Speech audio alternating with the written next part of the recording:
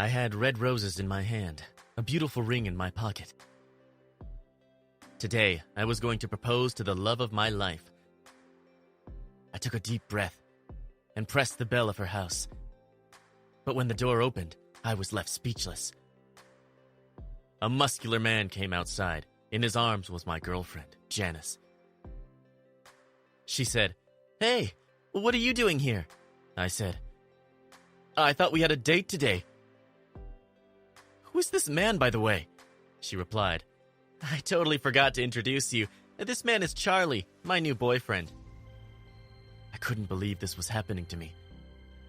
The girl who I was planning to get married to had found a new boyfriend. I was almost in tears.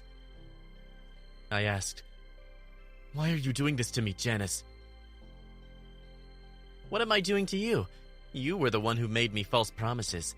You said that you'll have your own house this year, but I don't need to remind you that you still live in your parents' basement, Bill. You're still a child stuck in a man's body." Her comments really hurt me. But I tried to logically argue with her. "You know, a job in the police doesn't pay that well. I could have done a normal corporate job, but it's very important for me to help make this world a better place. I beg you to give me some more time. I'll get a promotion soon, and we'll be able to afford a new house." She replied, "I don't have more time to give you, Bill. I need to be with a man. Sadly, you aren't one." After saying this, she shut the door on my face. I left from there, heartbroken. Every time you leave a unique title idea in the comments section, you get a chance to see it animated. Hello, everyone. My name is Bill. Before I continue, please like and subscribe. The next day, I woke up and somehow found the courage to go to work. As soon as I reached, my boss called me to his cabin. A beautiful blue-eyed girl with red hair was standing next to him. My boss said, "Hi, Bill. I'm pleased to introduce you to Anna. She is a new recruit in our department, and you will be responsible for teaching her how things work." I had no interest in talking to anyone in the office. I wanted to stay away from everyone, especially girls. But I couldn't tell this to my boss, so I unwillingly agreed to do what he said. Anna was a really enthusiastic recruit. She had questions and opinions about everything that happened in the department. She was especially interested in old robbery cases. I neither had the time nor the patience to entertain her. I would always give her short and cold replies, but that didn't stop her from talking to me. Once, when I gave her a car theft case to work on, she came to me angrily and said, "Police should work on bigger things. There's too much injustice in this world." The distress in her eyes worried me.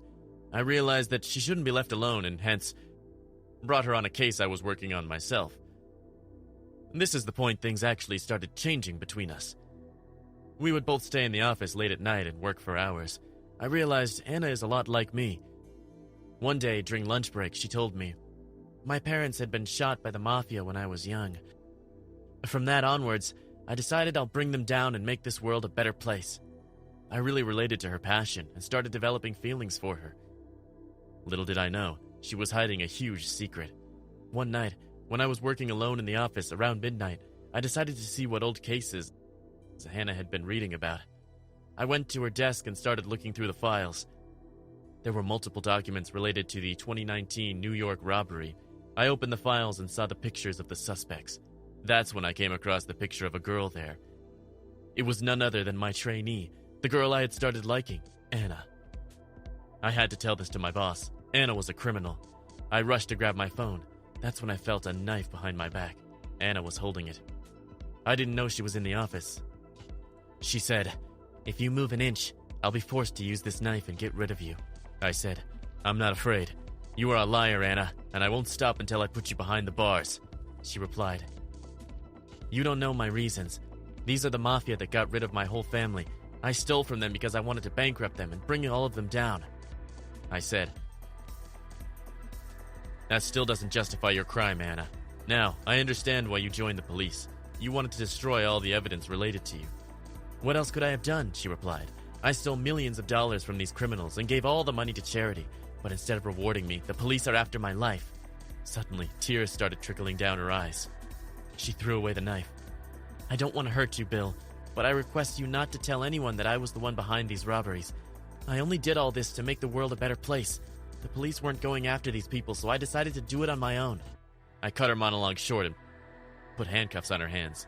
You are under arrest, Anna. I can sympathize with you, but can't forgive you. The next day, Anna was put behind the bars, and my boss rewarded me for finding the truth about her. This gave me a lot of motivation. I decided to go after the mafia now. I wanted to prove to Anna and myself that they can be brought down legally.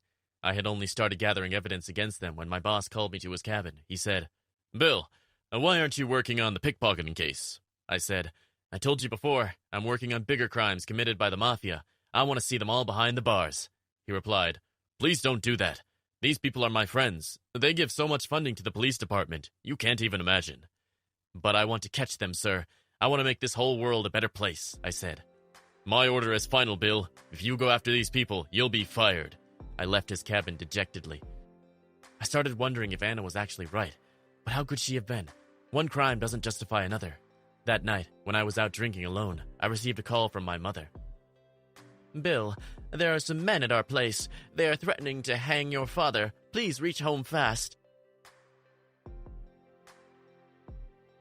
I got really worried and rushed home. I couldn't believe it when I saw the mafia sitting inside my living room. They had actually tied a noose around my father's neck. "What are you doing?" I shouted. Their leader came close to me and said, "This time, we have only tied the noose. We wanted to warn you. Next time, we'll actually get rid of him if you don't stop investigating our cases, officer." After saying this, all of them left from our house. That night, I couldn't sleep and kept twisting and turning in my bed. Everything was clear to me. I realized why Anna chose to bring down the mafia illegally. She was actually doing the right thing. I felt guilty for arresting her. The next day, I entered the office before everyone else and opened files related to Anna's arrest. I took out important evidence from there and burned all of it. Everyone was shocked how the evidence disappeared. Luckily, no one doubted me. Soon, because lawyers couldn't build a case against Anna, she was released from prison. I went to receive her. "I'm sorry for all the trouble I put you through, Anna. Please forgive me," I said. "It's all right, Bill. You were only doing your job. I'm pretty sure you are the reason evidence against me suddenly disappeared, so thanks a lot for that." I smiled and then said, "I have seen with my own eyes, Anna. Police don't go after the mafia. That's why I have decided to take your path now. I want to be your partner in crime in bringing down the mafia. Will you please hire me?" She giggled and nodded. "Sure. Let's together make this world a better place." She said this and hugged me tightly. From that day on, we became a team. I dropped all the cases against mafia so my boss wouldn't suspect I was working against them. At night, I would help Anna in bringing down the mafia. And in the morning, I would work in the police department to destroy the evidence against both of us. This is how I became a police officer in the day and a cunning criminal in the night.